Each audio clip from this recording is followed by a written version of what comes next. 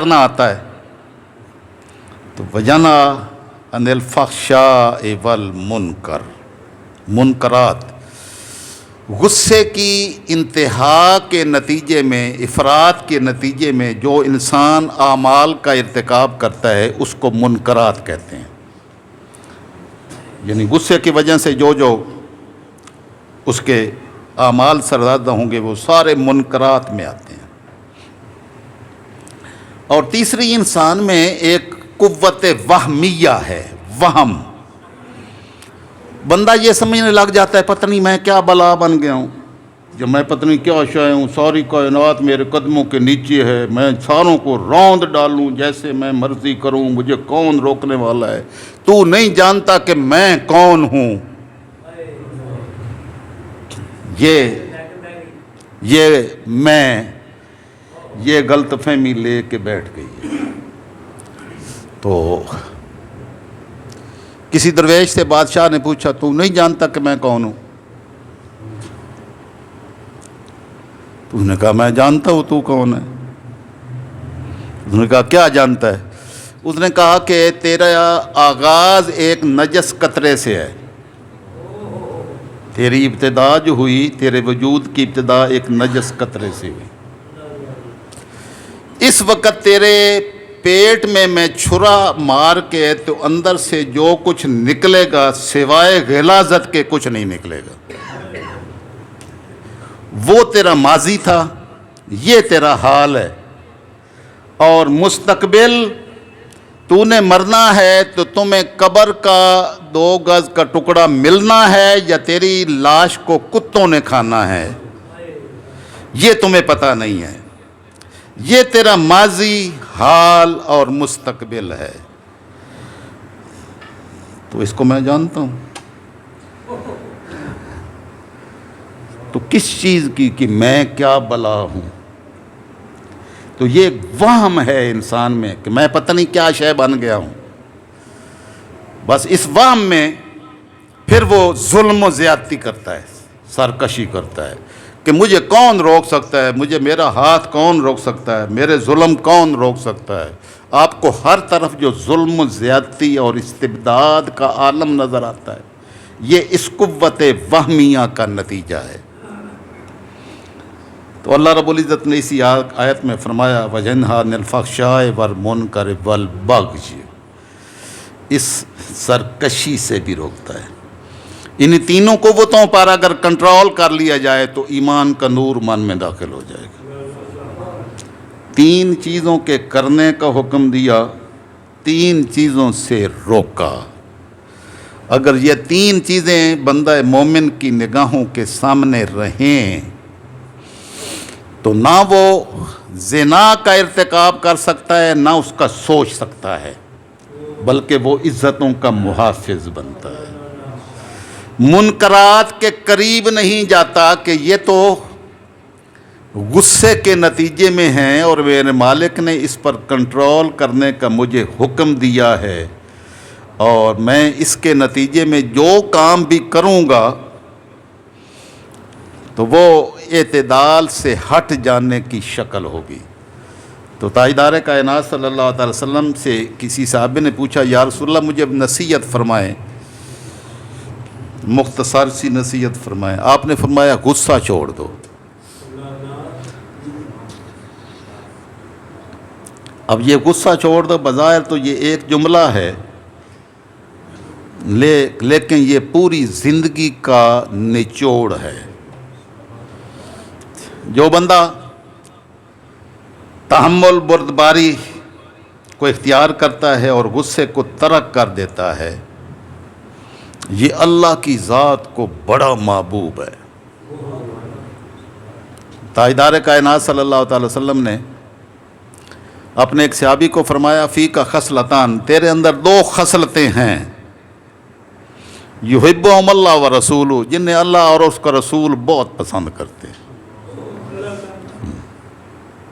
الحلم والانات، 2 چیزیں، ایک بردباری یعنی غصے پر کنٹرول اور تحمل. ہمارا معاشرہ تو تحمل اور بردباری کا نام و نشان بھی مٹ گیا ہے۔ یہاں سے اپنی جان بچانا مشکل ہو گیا ہے۔ ہر بندہ یہاں آپ گلی میں باہر نکلیں، موٹر سائیکل اتنی سپیڈ کے ساتھ چلاتا ہوا نظر آئے گا کہ میں ساروں کو روند ڈالوں، ایسا ہی ہے۔ اور ہر ایک کا طرز عمل ایسا ہے کہ بس اپنے نفس نفسی کے عالم میں اس حد تک آگے، اور اگر کسی کو کوئی سمجھا دے بھی دیں، کوئی ایک جملہ بول دیں تو وہ آپ پر چڑھائی کر دے گا۔ تو پورے معاشرے میں تحمل بردباری نام کی شے مٹ گئی ہے۔ تو رب کائنات نے یہ اس ایک آیت میں پورا دین سمجھایا، اور سید الانبیاء صلی اللہ تعالیٰ علیہ وسلم نے ارشاد فرمایا سبعۃ یظلھم اللہ تحت ظل عرشہ یوم لا ظل الا ظلہ، کہ اللہ رب العزت 7 قسم کے لوگوں کو قیامت کے دن اپنے عرش کے سائے میں جگہ عطا فرمائے گا، جس دن اس کے عرش کے سائے کے سوا کوئی سایہ نہیں ہوگا۔ ان میں پہلا نمبر آقا علیہ السلام نے فرمایا امام عادل، عدل کرنے والا امام۔ یہ حدیث پاک تمام کتب حدیث میں آئی ہے، یہ میں بخاری شریف سے یہ حدیث پڑھ رہا ہوں۔ پہلے نمبر پر امام عادل، عدل کرنے والا امام، یعنی جس کو اللہ نے قیادت بخشی ہے اور وہ رعایا کے اندر عدل و انصاف کا ترازو قائم رکھتا ہے، تو وہ قیامت کے دن عرش الہی کے سائے میں پہلے نمبر پر جگہ پائے گا۔ دوسرا فرمایا وشاب نشأ فی عبادت اللہ، وہ نوجوان جو عبادت میں جوان ہوا، یعنی جوانی میں جس نے عبادت گزاری اختیار کی، اللہ رب العزت کی بارگاہ میں سجدہ ریزی جوانی کی حالت میں کی۔ بڑھاپے کے وقت تو ہر کوئی پھر بھیڑیا بھی، وہ بھی پرہیزگار بن جاتا ہے۔ در جوانی توبہ کردن شیوائے پیغمبری، وقت پیری گرگ ظالم می شود پرہیزگار۔ بڑھاپے کے وقت جو بھیڑیا ہے، اب پنجے میں جب طاقت نہیں رہتی تو اس وقت وہ بھی تسبیح پکڑ لیتا ہے، وہ بھی پرہیزگار بن جاتا ہے کہ اب میں کسی درندے، اب کسی جانور کا شکار نہیں کروں گا، شکار کر ہی نہیں سکتا، کیا کرے گا۔ تو ہم بھی جوانی میں بڑے وقت پڑا ہے، بعد میں عبادت کر لیں گے، بڑھاپے میں عمرے پہ بھی چلے جائیں گے، جب عمرہ کرنے کی صلاحیت بھی نہیں ہوگی۔ ٹھیک ہے، مجھے کچھ ممالک کے خاص کر انڈونیشیا، وہاں وہ حج پہ اور عمرے پر سارے نوجوان لڑکے بچے بچیاں آتے ہیں، وہ شادی بعد میں کرتے ہیں، پہلے عمرہ حج کرتے ہیں۔ وہ کہتے ہیں کہ یہ عبادت گزاری تو نوجوانی کی عبادت گزاری ہے، اس لیے آقا علیہ السلام نے فرمایا شاب، وہ نوجوان نشأ فی عبادت اللہ، جو اللہ کی عبادت گزاری میں جوان ہوا، تو جوانی میں جس نے اپنی پیشانی کو اللہ کی بارگاہ میں سجدہ ریز کیا، وہ عرش الہی کے سائے میں جگہ پائے گا۔ ورجل ذکر اللہ فی خلاء ففاضت عیناہ، تیسرا شخص وہ جس نے تنہائی میں بیٹھ کر اپنے اللہ کو یاد کیا، اور اللہ کو جب یاد کیا تو اس کی آنکھیں آنسوؤں سے بہہ پڑی کہ مالک الملک، میں کتنا بدکار تھا، تو نے کتنی پھر بھی کرم نوازیاں فرمائیں۔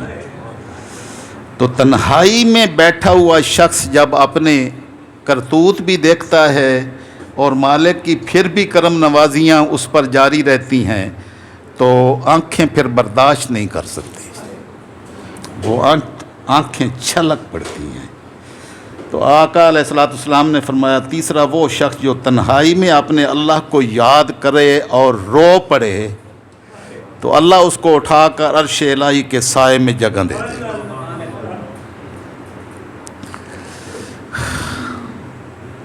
آقا علیہ السلام نے فرمایا کہ جو تنہائی میں بیٹھ کر اللہ کو یاد کر کے روتا ہے تو اللہ فرشتہ بھیجتا ہے میرے اپنے بندے کے پاس کہ جا میرے بندے کو کہے تو مت رو، ہم تمہیں وہ عطا کریں گے تیرے وہم و گمان میں بھی نہیں ہوگا، اور کما قال النبی صلی اللہ علیہ وسلم۔ تو تنہائی میں بیٹھ کے اللہ کی ذات کو یاد کر کے اپنی غلطیوں کوتاہیوں سیاکاریوں کو یاد کر کے اس کی کرم نوازیوں کو یاد کر کے رونا، یہ اللہ کو اتنا پسند ہے کہ اپنے عرش کے سائے میں جگہ دے گا۔ نعرہ تکبیر، اللہ اکبر، نعرہ رسالت، یا رسول اللہ، ورجل قلبہ معلق فی المسجد، اور وہ شخص جس کا دل مسجد میں لٹکا ہوا ہے۔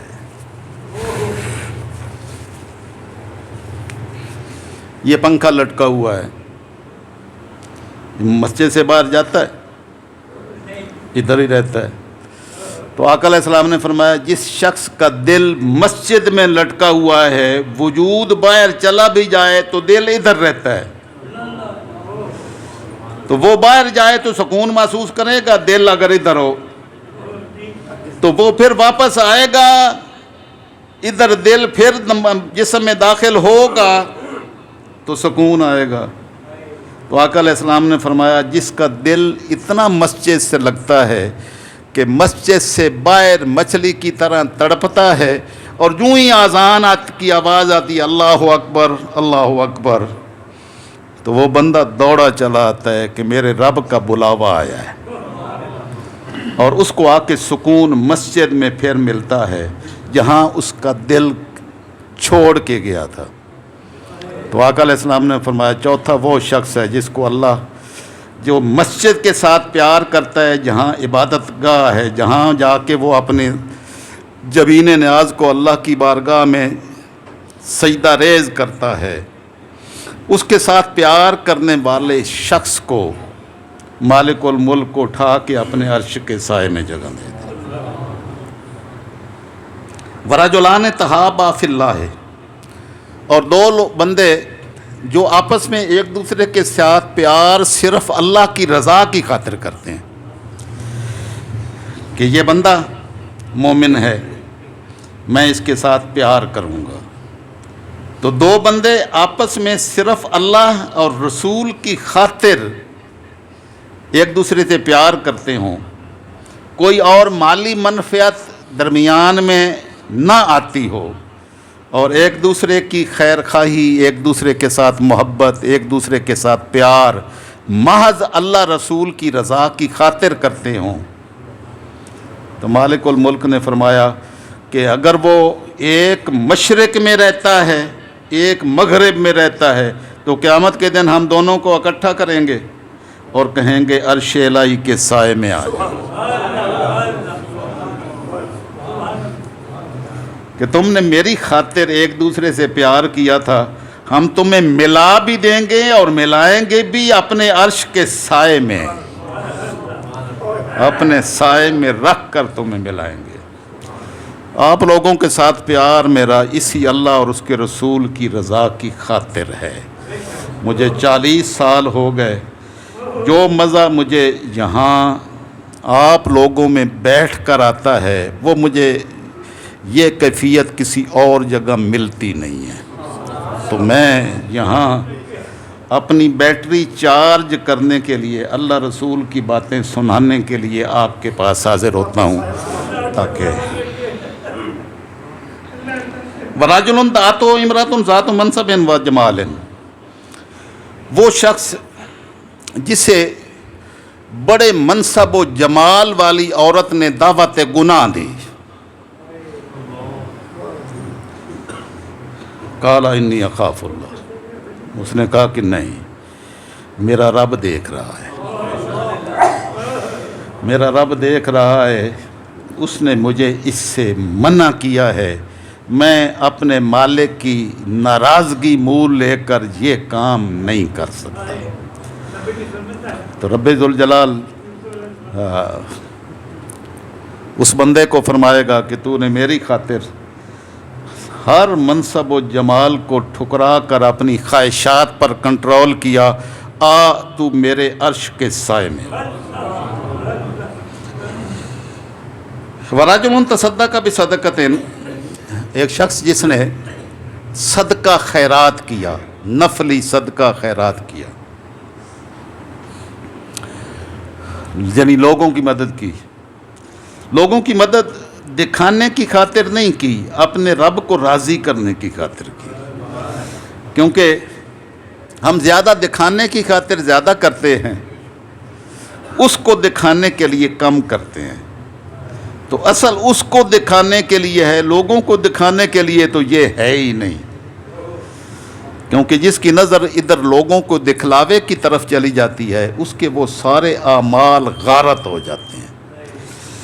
لیکن یہ نفلی صدقے کی ہے، فرضی صدقات کو دکھا کے خرچ کرنا درست ہے، تاکہ دوسروں کو ترغیب ہو۔ میرے ایک بڑے دوست، اچھے عزیز، وہ فوت ہوئے، میں نے ان کا تذکرہ بھی کیا تھا، 3-4 مہینے پہلے کی بات ہے، وہ بچہ فوت ہو گیا۔ زمیندار تھا، سب سے پیچھے تھا، سب سے آگے چلا گیا۔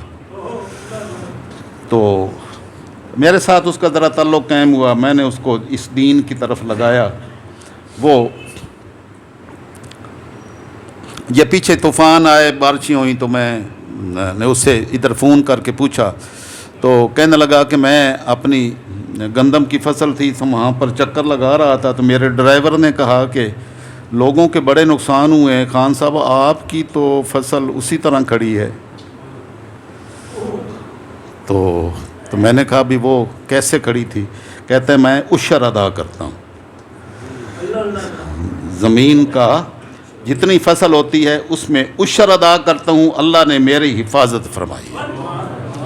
تو اس کے کل پر میں نے یہ بات بتائی، تو ایک دو اور زمیندار میرے پاس آئے، میں نے اس کو ظاہر کیا کہ یہ فرضی صدقات ہیں، فرضی صدقات کو اعلان بتانا چاہیے، دینا چاہیے، تاکہ دوسروں کو ترغیب ہو۔ وہ کئی اور دوسرے لوگ آئے، انہوں نے کہا جی آج سے ہم عہد کرتے ہیں، پہلے بھی دیتے تھے لیکن اب پورا گن کے اپنا عشر ادا کریں گے۔ لیکن نفلی صدقات فاخفاہا، اگلے کی عزت کا بھی لحاظ رکھا جائے گا، جس کو صدقہ دیا جا رہا ہے، جس پر انفاق کیا جا رہا ہے، کہیں اس کی عزت کا جنازہ تو نہیں نکال دیا کہ تصویریں بنا پر نیٹ پر لگا کے، دینے والے کی بھی تصویریں آ رہی ہیں اور ایک آٹے کا تھیلا وصول کرنے والے کی بھی تصویریں آ رہی ہیں، اور وہ کسی کو منہ دکھانے کے بھی قابل نہ رہے کہ یہ سارے لوگوں کی خیرات پر پلنے والا شخص ہے۔ تو آقا علیہ السلام نے فرمایا کہ جس نے صدقہ کیا اور اس کو اتنا چھپایا، حتی لا تعلم شمالہ ما صنعت یمینہ، اس کے دائیں ہاتھ نے جو کام کیا بائیں ہاتھ کو بھی پتہ نہیں چلنے دیا کہ دائیں ہاتھ نے کیا کیا، یعنی اتنا پوشیدہ کیا۔ یہ استعارہ ہے، اب دائیں سے کے عمل سے بائیں کو چھپایا نہیں جا سکتا، لیکن یہ استعارہ ہے کہ اتنا پوشیدہ رکھا، اس کو ظاہر نہیں ہونے دیا، دوسروں کی عزت نفس کا لحاظ رکھا، خیال کیا۔ تو مالک الملک فرمائے گا کہ تو نے میری مخلوق پر احسان کیا تھا، ہم تم پر احسان کریں گے، تمہیں اپنے عرش کے سائے میں جگہ دیتے ہیں۔ تو یہ مسلمان کا اور ایمان کا یہ تقاضا ہے۔ یہ چند چیزیں میری آج کی اس تقریر کی گزارشات ہیں جو آپ اپنے پلے باندھ کے جائیں، اللہ کی عزت کی قسم آپ کی زندگی میں انقلاب آ جائے۔